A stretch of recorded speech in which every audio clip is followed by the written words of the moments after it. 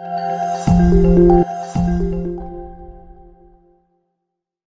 My dear students, welcome back to Web टेक्ट्रॉनिक्स।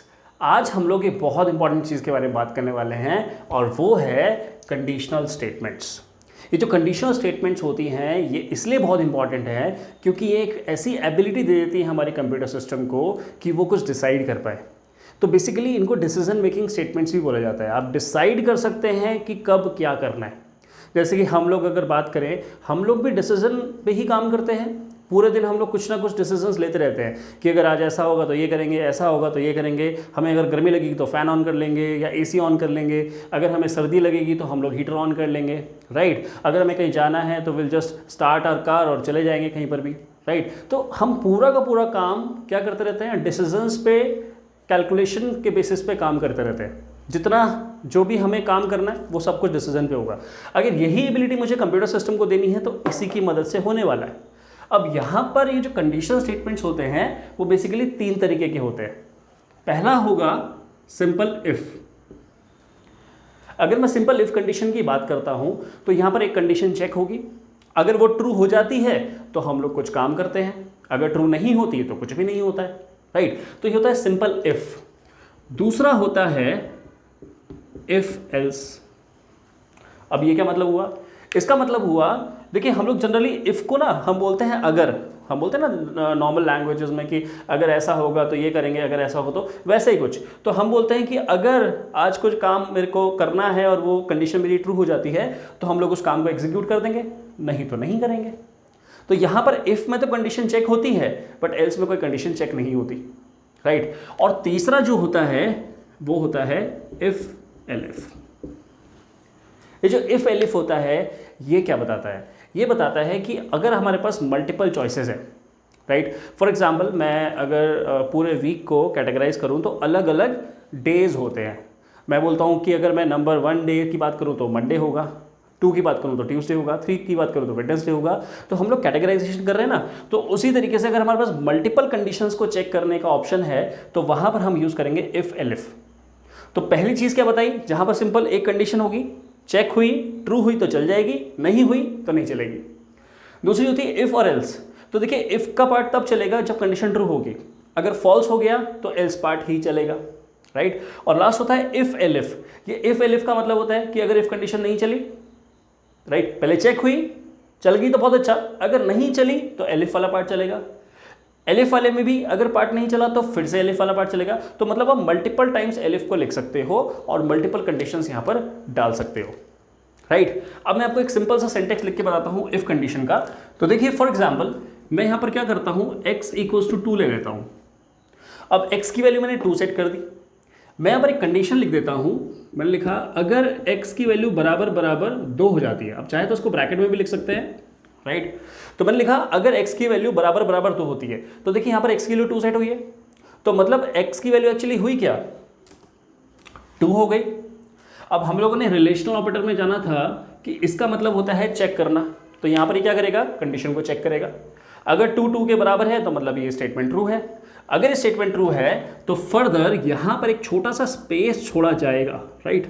यहाँ पर एक छोटा सा स्पेस छोड़ा जाता है और उसके बाद आप जो भी ब्लॉक लिखते हो उसका, वो आप यहाँ पर इसको थोड़ा सा स्पेस छोड़ के लिखते हो। फॉर एग्जाम्पल मैं लिख देता हूँ कि प्रिंट कर दीजिए हेलो, राइट। तो बेसिकली ये जो स्पेस हम लोग यहाँ पर छोड़ते हैं ना, इसका मतलब ये है कि इसके नीचे आप जो भी चीज़ें लिखेंगे वो सारा का सारा ग्रुप जो है स्टेटमेंट्स का वो इफ़ कंडीशन के साथ जुड़ा हुआ है, राइट। और इस स्पेस को, यहाँ पर जो स्पेस छोड़ा जाता है उसको बोलते हैं इंडेंटेशन। इंडेंटेशन बोलते हैं इसको। तो ये जो स्पेस है, इस स्पेस का मतलब ये है कि ये जो पर्टिकुलर स्टेटमेंट्स लिखी हुई है ये इफ के साथ जुड़ी हुई है। जब जब ये ट्रू होगा तब तब ही चलेगी, राइट। इसी तरीके से हम लोग इफ एल्स की बॉडी लिखते हैं, इसी तरह से इफ एलिफ की बात करते हैं। तो बेसिकली ये एग्जांपल इससे समझाया ताकि मैं इंडेंटेशन का आपको मतलब समझा सकूं, राइट। अब इस पूरे प्रोसेस को देखने के लिए चलते हैं अपनी कंप्यूटर की स्क्रीन पे और देखते हैं सब चीज़ों को प्रैक्टिकली। आप भी साथ साथ करते रहिए ताकि ये सब चीज़ें ना आपको क्लैरिटी दे सके। अगर आप प्रैक्टिकली नहीं करके देखेंगे तो ये सब चीज़ें बस स्क्रीन पर तो अच्छी लग रही हैं बट सचमुच में करने बैठेंगे तो बड़ा कन्फ्यूजिंग हो जाता है, राइट। तो करके देखिए, चलते हैं स्क्रीन पर, देखिए पूरा प्रोसेस कैसे होता है। तो चलिए जानते हैं इफ कंडीशन को प्रैक्टिकली। प्रैक्टिकली समझने के लिए हमें यहां पर सबसे पहले चाहिए होगा एक वेरिएबल। तो मैं कोई भी एक वेरिएबल ले लेता हूं। फॉर एग्जांपल मैंने ले लिया x इक्वल्स टू 2। तो मैंने यहां पर एक वेरिएबल लिया x, जिसके अंदर मैंने वैल्यू डाल दी 2। अब नेक्स्ट लाइन में हम लोग लिखेंगे कि इफ x इक्वल्स टू 2 होता है।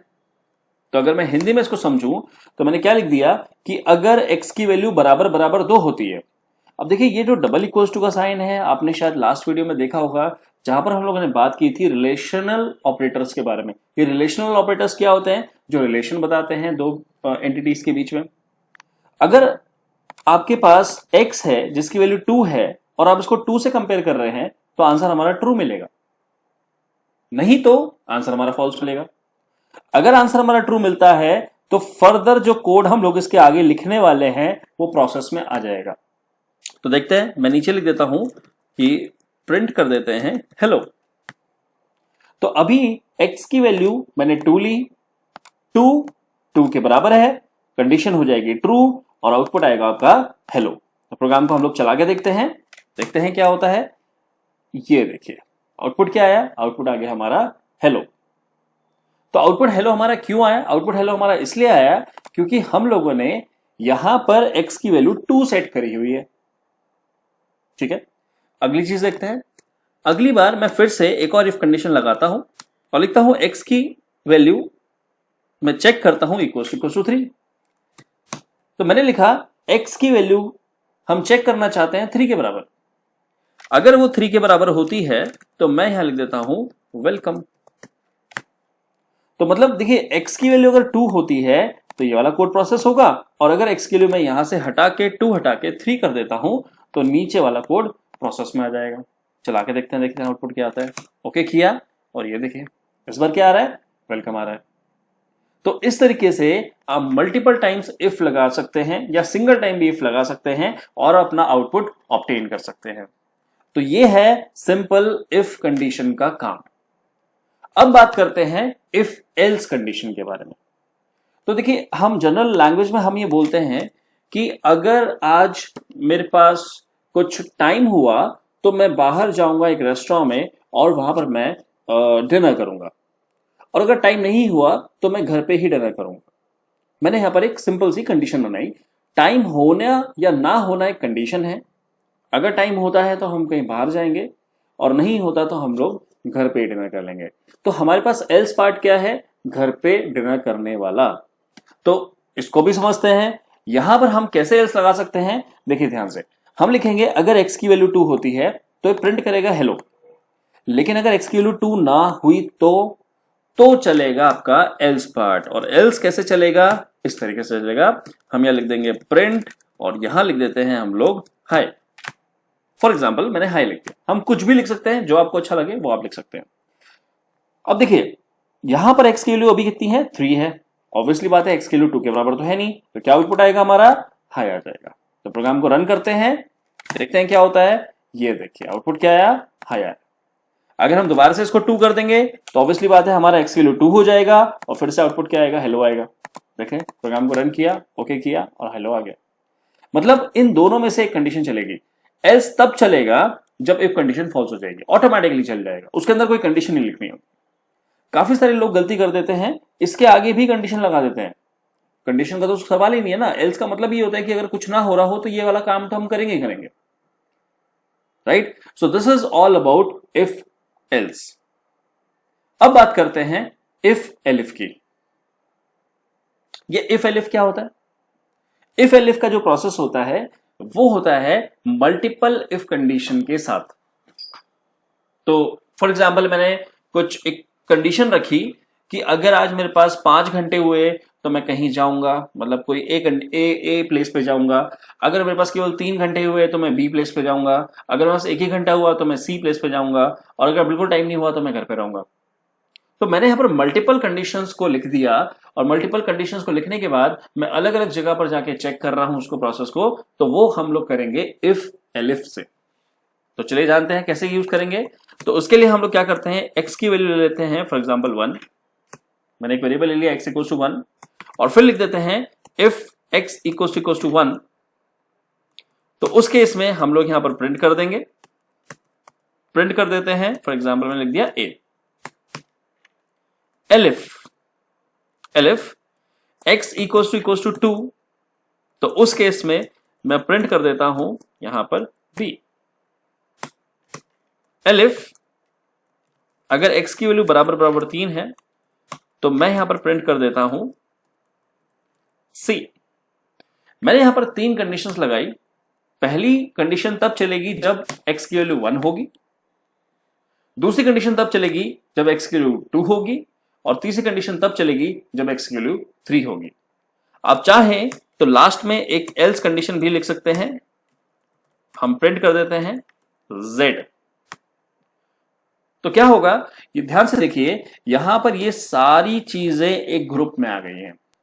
ग्रुप में आ गई है मतलब क्या होगा, इसका मतलब ये है कि अगर हमारे पास x की वैल्यू सपोज 1 है और ये कंडीशन ट्रू हो जाती है, तो अगर ये प्रोसेस चल चुका है तो फिर ये ऑटोमेटिकली यहां से जंप करके सीधा यहां एल्स के बाहर आ जाएगा, इस तरफ आ जाएगा, और बीच के सारी कंडीशंस चेक भी नहीं होगी, कुछ काम नहीं होगा उसके अंदर। प्रोसेस चला के देखते हैं। प्रोग्राम को मैंने रन किया और ओके पे क्लिक किया। ये देखिए क्या आया आउटपुट आया ए। ऐसा क्यों हुआ, क्योंकि एक्स की वैल्यू मेरी 1 थी और उस केस में ए प्रिंट होना था। ठीक है, अगली चीज, अगर मैं एक्स की वैल्यू सपोज 2 कर देता हूं तो ऑब्वियसली बात है 2 आया, पहली कंडीशन चेक हुई, कंडीशन फॉल्स हो गई। अब दूसरी कंडीशन चेक होगी, जैसी दूसरी कंडीशन चेक होगी आपका स्टेटमेंट हो जाएगा ट्रू और आउटपुट आएगा बी। प्रोग्राम को चला के देखते हैं क्या होता है। ओके किया and here comes the bee. तो ये रहा इफ एलिफ का प्रोसेस। आपको अच्छे से क्लियर हो गया होगा कैसे इफ कंडीशन काम करती है, कैसे इफ एल्स काम करता है और किस तरह से इफ एलिफ प्रोसेस लगता है। तो इफ एल्स में एक कंडीशन लगती है और दूसरी अपने आप चल जाती है, लेकिन यहां पर मल्टीपल कंडीशंस लगती हैं और मल्टीपल कंडीशंस ही चेक होती हैं। जो भी आउटपुट दे दे वो आउटपुट आपको मिल जाता है स्क्रीन पे। आई होप ये प्रोसेस आपको समझ आ गया। अगर समझ आ गया है तो चलते हैं अपनी वापस मेन स्क्रीन पे। तो स्टूडेंट्स, आई होप आपको समझ आ गया कि किस तरीके से इफ कंडीशन काम करती है, और ये जो हम लोगों ने तीनों चीज़ों के बारे में बात की, इफ एल्स और इफ एलिफ के बारे में, अच्छे से आपको क्लियर हो गया सब कुछ, राइट। आप लोगों ने अगर ये प्रैक्टिकली नहीं किया प्लीज़ करिए, मैं आपको बार बार रिक्वेस्ट कर रहा हूँ, क्योंकि जब तक प्रैक्टिकली नहीं होगा कुछ भी समझ नहीं आने वाला, राइट। तो सब कुछ प्रैक्टिकली करते रहिए, साथ साथ जुड़े रहिए हमारे साथ। हम लोग मिलेंगे नेक्स्ट वीडियो में जहाँ पर हम करेंगे इनके ऊपर कुछ क्वेश्चंस, राइट, क्योंकि क्वेश्चंस करने बहुत ज़रूरी हैं। क्वेश्चन से ही लॉजिक बनेगा। तो मैंने आपको पहले बोला था कि हम लोग लॉजिक बिल्डिंग में आपकी हेल्प करेंगे, तो लॉजिक तभी बनेगा जब इस टाइप के क्वेश्चंस करेंगे, राइट। मिलते हैं नेक्स्ट वीडियो में। Till then good bye.